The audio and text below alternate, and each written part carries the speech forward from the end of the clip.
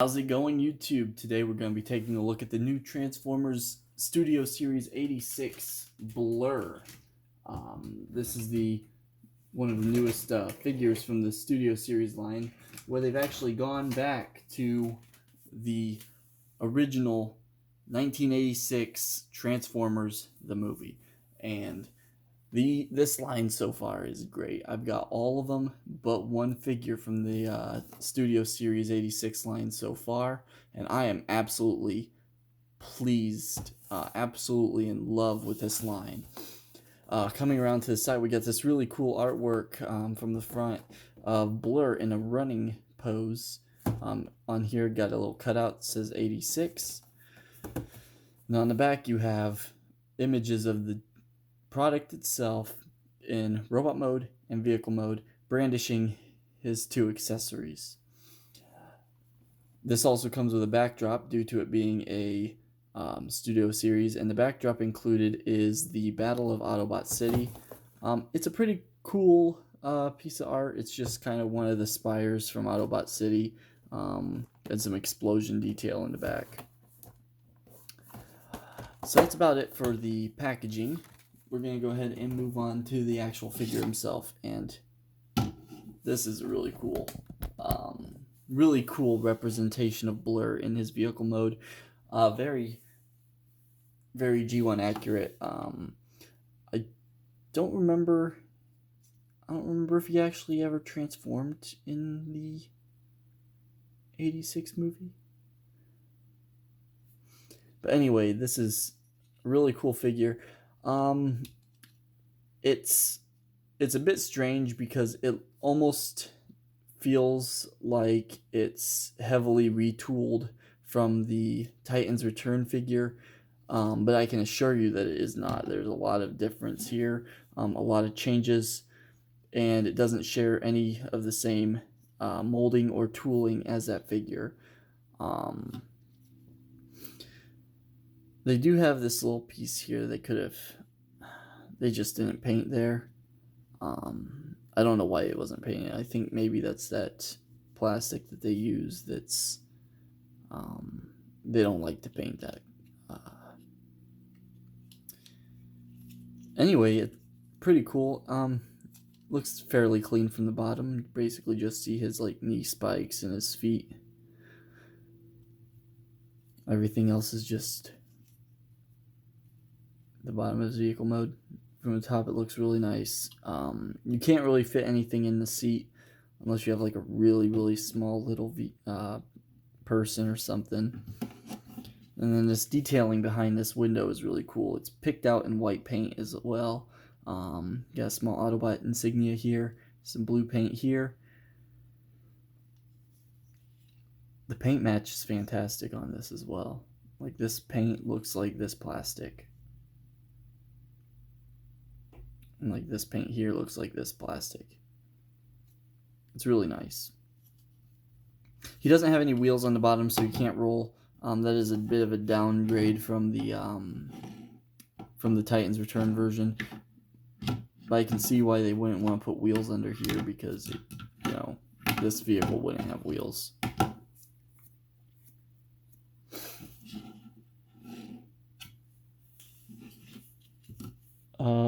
Vehicle size comparison. I don't have a whole lot on hand right now.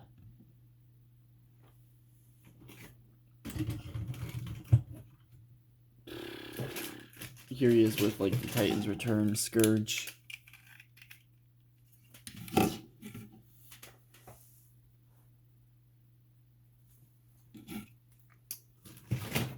Alright, so he does come with two accessories. He comes with his rifle.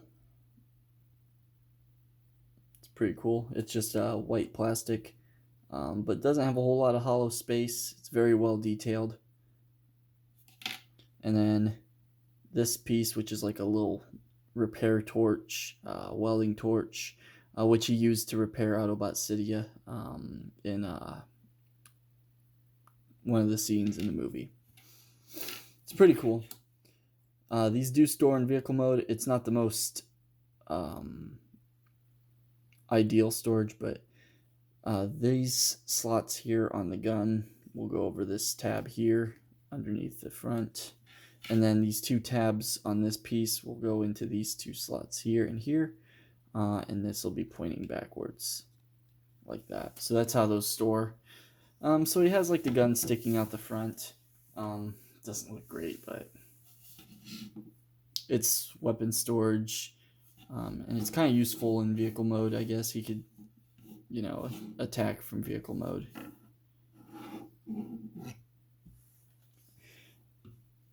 What's odd is it looks like it's not, I don't think it's compatible with these blast effects. It's not a, you really have to kind of stretch it around it. I suppose it would work, but you kind of have to stretch the plastic around the...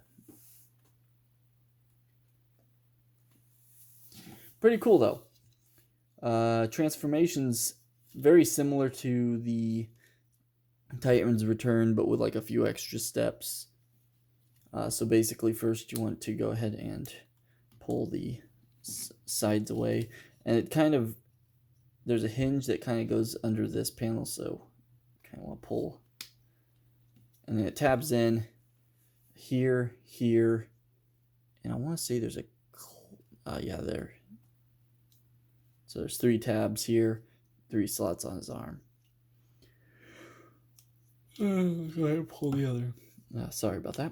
We'll go ahead and pull the other arm out now, like so. Go ahead and flip this down like so, and you can rotate this, and then that'll kind of free that up. You want to pull these feet out because they tab into these panels, and then rotate these panels. Sorry, that was a bit off camera. Rotate these panels to the side and clip it into place. It goes right over the same tab here that the arm attached to. So you want to untab the foot, bring this around, and tab it in. And that kind of just fills out his torso here. And then you can bring these armatures up, and they will snap into place very nicely. Come back here now, and we're gonna, these are really tight, but there's a tab here, and then this will tab into this little slot back here on the back. You can kind of pull his foot out of the way if you want, just for the clearance. Then you just bring these around here at this hinge here, and then you can bring them in, and they'll tab back in the same way they did for vehicle mode. And you want to separate. This tab here was tight at first. It took me a few like popping them apart and popping them back together to get it to kind of loosen up just enough that it's got the friction to it go and hold it in vehicle mode, but not so tight that it feels like it's gonna break. Then you want to take this and just fold that into his leg. Flip his feet up. Those are on nice ratcheting joints. You can detach his weapons and then bring this whole thing down, and it will snap into his back, so like that. And you bring his arms up, bring him down, and then you want to pull this here. Well, you can rotate it now if you wanted, but pull this out like this, swing it around. And the hand, it's attached to the hand, so the hand swings around with it. And just push it up against the back of the arm. Same thing on the other side. And there we have Blurr in his robot mode. And he's really, really cool. He looks very much like he did in the G1 cartoon. Very well articulated. Very well painted too. I know a lot of people have kind of complained about how long his chin is, and the more I look at him, the less I really like notice it. Like at first it's like a glaring thing, but then it just kind of grows on you. That said, he doesn't really have a long chin in the cartoon. So I don't know why they shaped his head like has shaped his face like that. It's just kind of, it's a little bit off-putting at first. Very clean around the back. So his articulation, he's got a ball joint, and it's down inside the body. The ball is in the body. So there's a socket here, and it's the ball, and the head kind of just moves on that. So you don't get a whole lot of range. You can rotate back side to side. He doesn't look up very far. He doesn't look down very far. Like, he can look up a little bit, and he can look down just slightly. But basically, the way the head is attached, it's more or less a swivel with limited up, down, and side to side here. So that's not the greatest. The shoulders are universals, and they're detented. So going around, you can see like the little teeth. Going around, it's almost like a ratchet.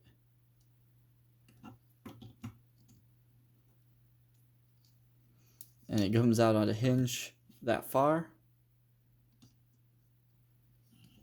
It rotates at the elbow, 90-degree at the elbow.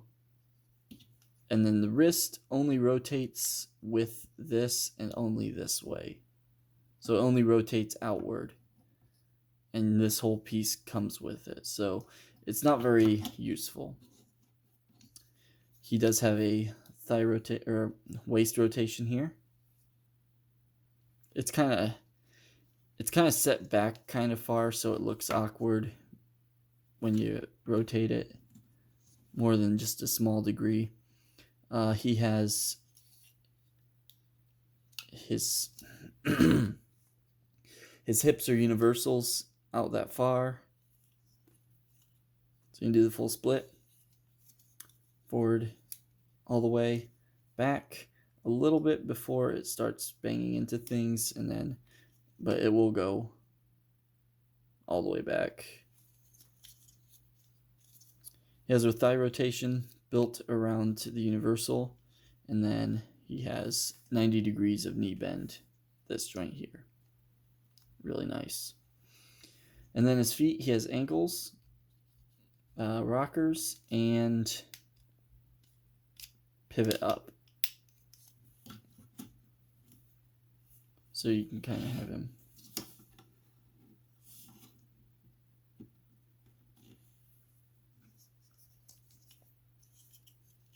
in a bit of a running pose. There you go. Not bad. More than most figures can actually do. So there we go. He does hold his accessories, so his gun, of course, you can just put it in his hand. So you can... And then the welding torch, you can put it over the other hand, so he can repair Autobot City or repair your other Autobots. Didn't really know him as like a kind of repair guy, but I guess he did repair Autobot City with the other Autobots, with Hot Rod and all of them. So, and then repaired the ship, I think, also later on. It's been a while since I watched the movie. So, and then the gun's very accurate to the one he had in the battle on Autobot City. So, pretty cool. Quick size comparison. Here he is with, I haven't done the review yet, but here he is with Hot Rod. Here he is with Scourge.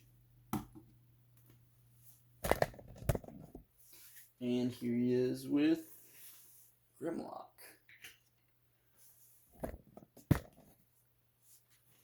And then here he is with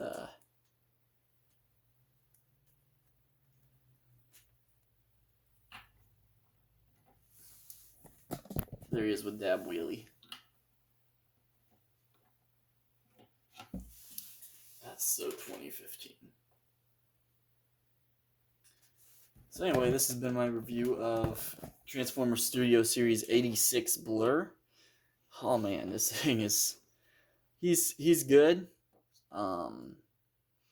If you had to pick one out of the deluxes, I would pick Jazz first, obviously. I haven't gotten Cup yet, but this he's definitely a step up from Titan's Return. And he definitely looks just like he did in the G1 cartoon. He looks great. So, he's definitely good in that regard. Articulation, he's pretty well to do on articulation. He's got some good articulation. The hands could have been done a little bit more elegantly, but if this was on like a ring that swiveled around and the hands could swivel independently, it would have been a lot better. That being said, he can only really swivel his hand out to the side rather than inward.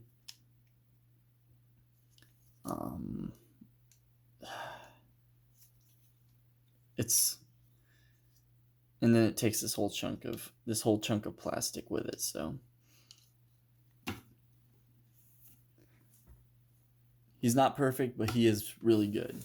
So I do recommend picking him up, but if you only could pick one deluxe up from this wave, I'd definitely go for Jazz first. So this has been my review of the Transformers Studio Series 86 Blurr. Thank you for watching. Until next time, till all are one.